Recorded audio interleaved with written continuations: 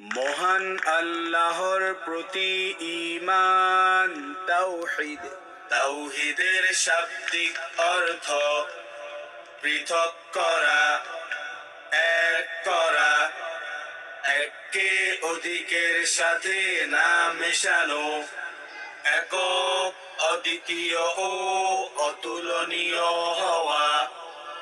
তাওহীদের পারিভাষিক অর্থ মহান আল্লাহ সৃষ্ট জগতের সবকিছু থেকে পৃথক ও পবিত্র, একক, যার দ্বিতীয় নেই, যার শরীক নেই, যিনি ইবাদত পাওয়ার একমাত্র অধিকারী। মহান আল্লাহ সম্পর্কে উপরিউক্ত বিষয়াদিতে নিঃসন্দেহ বিশ্বাস করাই তাওহীদি